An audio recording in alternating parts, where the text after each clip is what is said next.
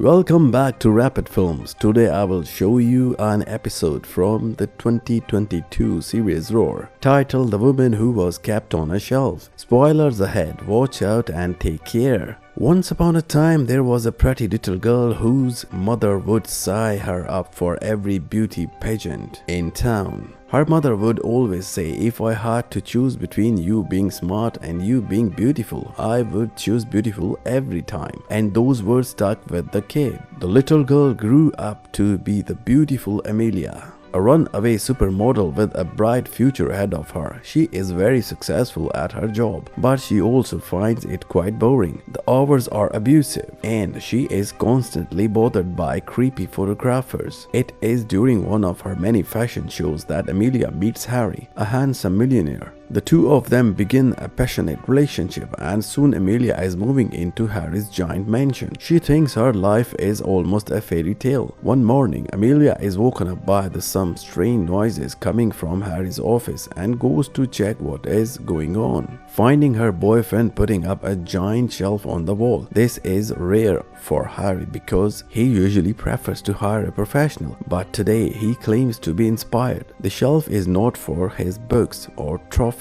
It is a gift for Amelia, who finds the present very sweet but does not think all her shoes will fit in. That is when Harry clarifies the shelf is literally for Amelia herself. He wants her to sit there all day. She will have a perfect view of the pool and Harry's desk, so this will allow him to gaze at her while he works. He thinks this will make him invincible, and he will launch 100 business because by looking at her, he could always remember what he has and never lose sight of what is all about. Amelia does not like the idea very much and reminds Harry she has to work, but he just responds she should quit since she hates her job anyway. Harry thinks she is too extraordinary to live an ordinary life and wants to make sure she will never have to worry about anything ever again. He even promises to always worship her while she is up there. He does not care about what people would say. He just keeps insisting that this would make him the happiest man on earth. So Amelia gives in and accepts to try. Harry helps her climb the ladder so he can sit on the shelf, then gives her a pillow so she can be more comfortable before taking the ladder away. He says this is a pretty nice view of nice life. Then Harry goes to make breakfast for both of them, and now that she is alone in the room, Amelia begins trying to chase the awkwardness away and concentrate on comfort. Sometime later, Harry and Amelia get married, but even during the party, Amelia spends her time sitting on the shelf while wearing her wedding dress and watching everyone mingle and chat. When Harry offers a little speech, he asks for a toast for Amelia, and she finds herself flattered by having all those eyes on her. Later, after night falls and everyone has gone home, Harry brings back the ladder and spends the wedding night on the shelf with his new wife. As day pass, Amelia tries to keep herself busy in different ways, like reading magazines, doing her nails, and even exercising. The hard breathing noises she makes while working out distract Harry from his business phone calls, but he does not mind. In fact, he claims it is his business that distracts him from her. Harry also brings her lavish presents almost every day, like gorgeous flowers, sparkly jewelry, and delicious chocolates, wanting to celebrate even foreign holidays. Sadly, the initial excitement soon begins fading off. Staying on top of the shelf is incredibly boring, and not even the maid will chat with Amelia outside basic questions. This life robs her for independence, autonomy, and free will. Harry starts paying less attention to her too, only stopping by to blow her a kiss before leaving and not bringing her presents anymore. He does not even notice the beautiful dresses Amelia puts on just for him, and now he's also annoyed by any noise she may make while he works, so he will ignore her attempts to start a conversation and will not even allow her to hum a little tune either. She has become nothing else than a decoration on the wall, a literally trophy wife. One afternoon, Amelia brings out her most glamorous dress yet, wishing Harry would at least glance at her. Instead, Harry notices that the natural light is not reaching his desk, so he asks his employees to help him turn it around. Now Amelia is stuck watching the back of her husband's neck and she cannot stop the tears from falling anymore. 3 years later, Amelia is still sitting on the shelf. She hears Harry coming back from work, but he does not come to see her. He has grown distant and bored of her. Amelia calls his name and even begins screaming, but this still does not get her husband's attention. This is the last straw that finally breaks Amelia, making her decide it is time to get off the shelf at last. This is harder than it looks. The distance to the floor is not very high, but after so many years stuck up there, Amelia's perspective is quite rapt. As a test, she practices telling her shoe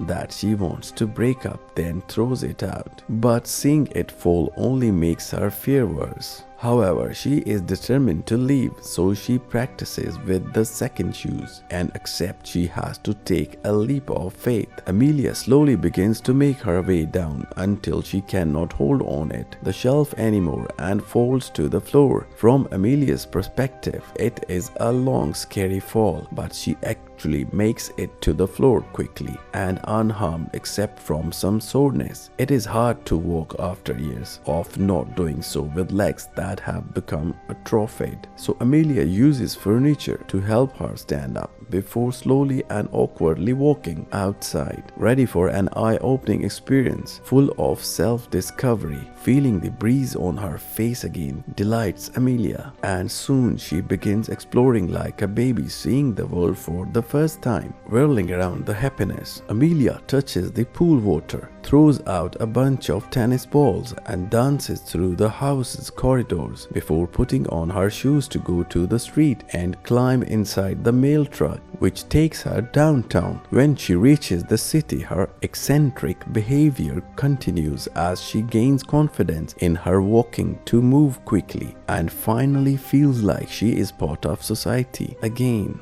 Amelia hugs the truck, says hi to strangers, dances on the top of a table, and even asks a man for a ride on his Vespa. The trip is lots of fun, and once they reach the coast area, Amelia gets off to keep on exploring. Once again, she dances with a stranger, but she also tears off a man's parking fine, joins a yoga group, runs after a dog, and eventually makes her way to the beach, where a flash mob joins her in her dancing. Then she runs into the sea, and being hit by a cold wave is exactly what she needs to be brought back to reality. Afterwards, Amelia tries to chat with some strangers, but they are not interested in her happiness and refuse to lend her a towel when she asks. Feeling cold and lonely, Amelia decides to wander around town again until she comes across a makeup store, noticing some women getting makeovers and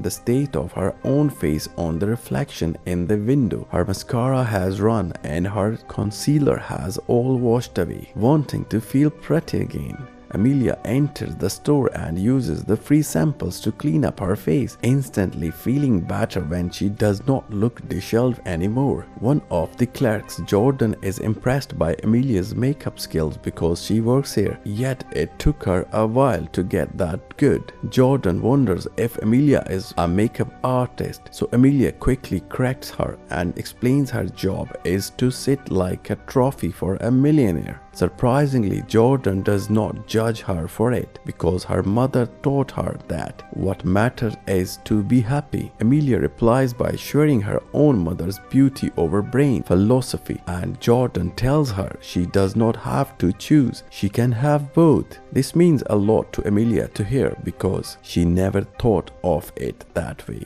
Before Amelia leaves, Jordan tries to sell her something because she works on a commission, but Amelia has no choice but to turn down the offer since she does not have any money on her. Moments later, Amelia goes back home and stares at the shelf for a while. After some hesitation, she grabs a fire poker and begins hitting the shelf to destroy it. It is slow at first because destroying such a big thing is always scary, but soon it begins feeling extremely satisfying. So Amelia begins smashing more quickly until there is almost no shelf left. 1 year later, Amelia opens her own makeup store with her name as the brand. It is a big success and there are always long lines outside waiting for their turn. But even at the store, Amelia repeats old patterns. She sits on a shelf with a neon light sign above her that reads, "Let everyone look," intending to be a symbol of how she is both very beautiful and smart enough to handle her own business. However, when clients come by to say hi to her and call her pretty, they do not stay to hear how she is more than that. Amelia continues to be another cog in the beauty wheel designed to belittle women, nothing else than a living trophy.